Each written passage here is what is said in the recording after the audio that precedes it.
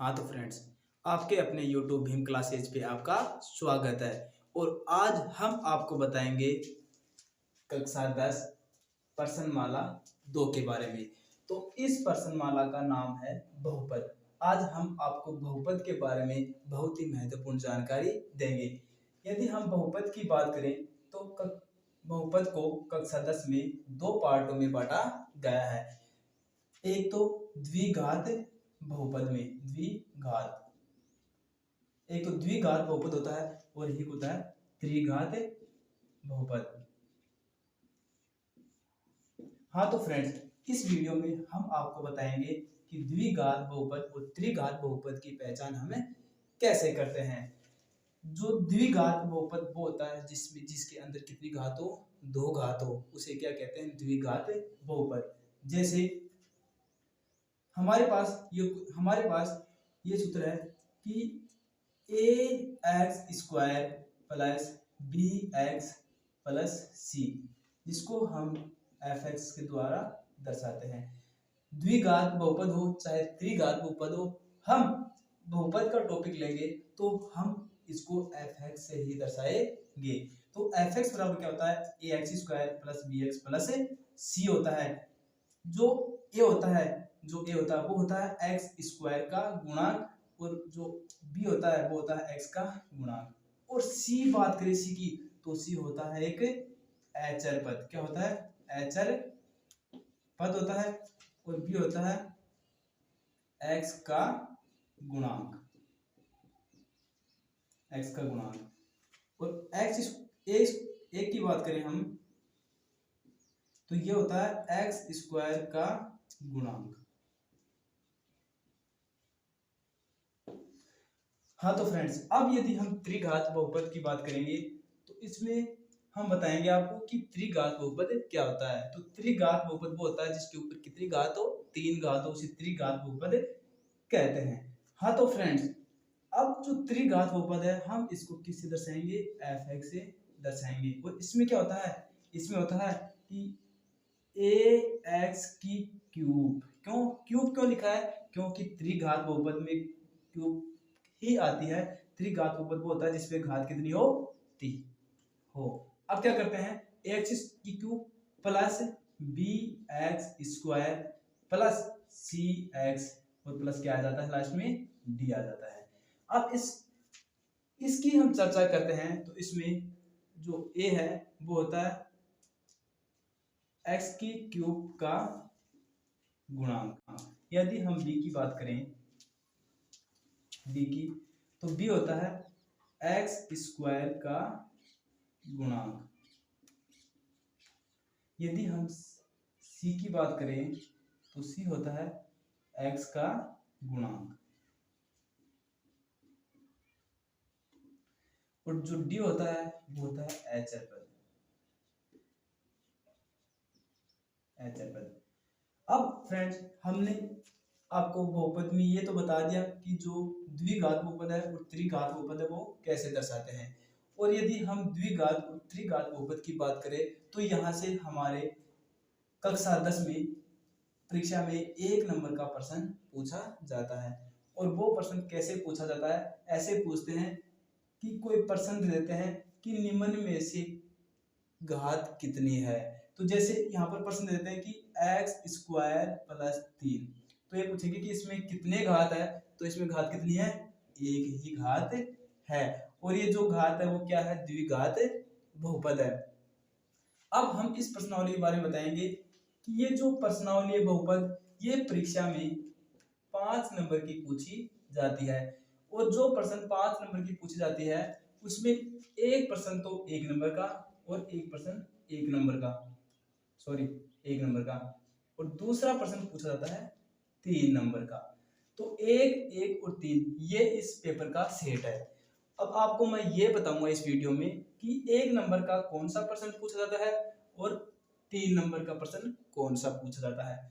तो इसमें पूछा जाता है फ्रेंड्स कि जो प्रश्न 1 नंबर का पूछा जाता है और एक जो 3 नंबर का पूछा जाता है, तो 1 नंबर का जो प्रश्न पूछा जाता है वो पूछा जाता है द्विघात बहुपद में कि इसमें कितनी घात है, और इसमें कौन सा बहुपद है, द्विघात बहुपद है या त्रिघात बहुपद है, ये इसमें एक नंबर में पूछा। हाँ तो फ्रेंड्स, यदि हम 2022 की बात करें तो इसमें जो 3 नंबर का जो प्रश्न पूछा जाता है, तो मैंने आपको बताया है कि इसमें एक तो प्रश्न पूछा जाता है भाग,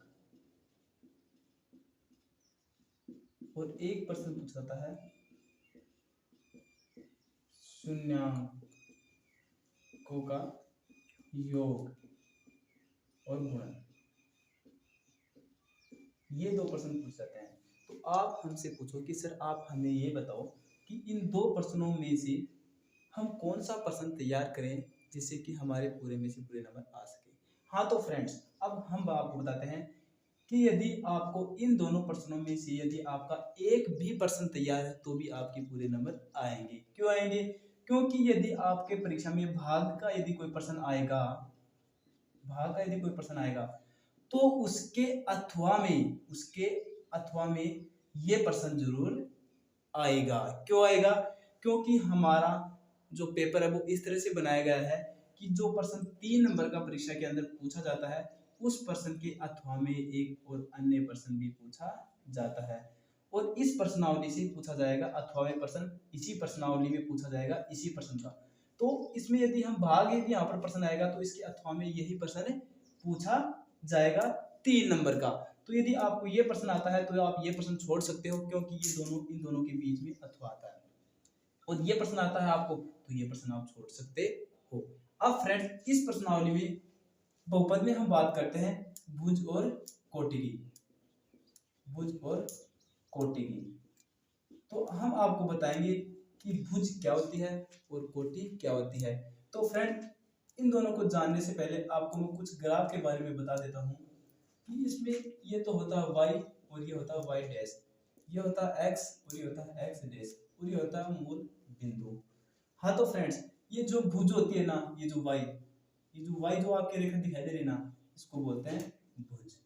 और ये जो x जो रेखा है x इसको बोलते हैं, सॉरी, ये जो भुज होती है ना उसको बोलते हैं x, और जो कोटि होती है उसको बोलते हैं y। तो आपको बता देता हूँ मैं कि एग्जाम में 1 नंबर का प्रश्न इस पार्ट से कैसे पूछा जाता है। तो इसमें पूछते हैं कि 3,4 ये कोई बिंदु है, और इस बिंदु में हमें ये बताना है कि इसमें भुज कौन सी है और कोटि कौन सी है। तो 3 और 4, तो फ्रेंड्स ये जो 3 है ये तो x, और ये जो 4 है ये है y है।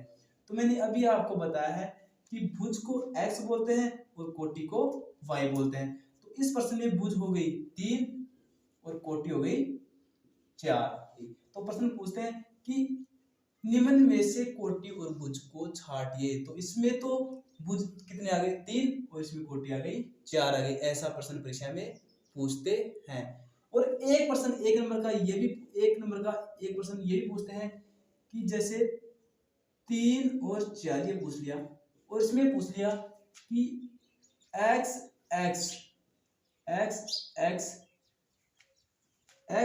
पर x का बिंदु कौन सा है, तो x का, यदि आपको x कहीं पर शब्द दिख जाए तो उसका उत्तर हमेशा किस में आएगा, y में आएगा। आपको पता है कि ये तो x है और ये y है, तो जब x में प्रश्न यदि पूछा जाएगा तो हमें उत्तर किसका करना है, y का करना है। तो इसमें उत्तर कितने आएंगे, 4 आएंगे। यदि इसी प्रश्न में यदि वो आपको yx के बारे में पूछे, yx के बारे में, तो आपका उत्तर आएगा x के बराबर, जितना इसमें कितना है 3, तो यहाँ पर आएगा 3। तो अब आपको इससे अच्छी और भी जानकारी दे देता हूँ मैं ग्राफ के बारे में। तो ग्राफ में कई बार प्रश्न पूछा जाता है कि जैसे यदि ये कोई ग्राफ है, ये आ गया ऐसे ग्राफ आ गया, और इसमें आपको पूछ ले कि आप हमें ये बताइए कि इसमें कितने शून्य हैं। तो फ्रेंड्स, इसमें एक भी शून्य नहीं है। अब आपको ये बताता हूं मैं कि हम शून्यों की पहचान कैसे करते हैं कि इसमें कितने शून्य हैं और इसमें कितने शून्य नहीं है। तो हम इसकी पहचान करते हैं, तो यदि कोई बिंदु है, कोई रेखा है, वो यदि x को काट रही है, x को जितनी बार काटेगी वही उसका मूल बिंदु होगा। जैसे ये कोई रेखा है, अब आप यहाँ पर देखो, एक एक ये काट रही, एक ये कितनी होगी, तीन, तीन एक चार, पांच और एक ये छह। अब ये छह जगह से काट रही है एक्स एक्स को, तो इसमें शून्य कितने हो गए, कितने हो गए, छह हो गए। यदि ये रेखा शून्य को ऐसे काटे, देखो यहाँ पर एक, दो और तीन, एक्स एक्स को तीन बार काट रही है, तो इसका शून्य कितना होगा, तीन होगा। तो हाँ, तो फ्रेंड्स, आपको हमारी वीडियो अच्छी लगी तो हमारी वीडियो को लाइक, सब्सक्राइब और शेयर करना न भूलें।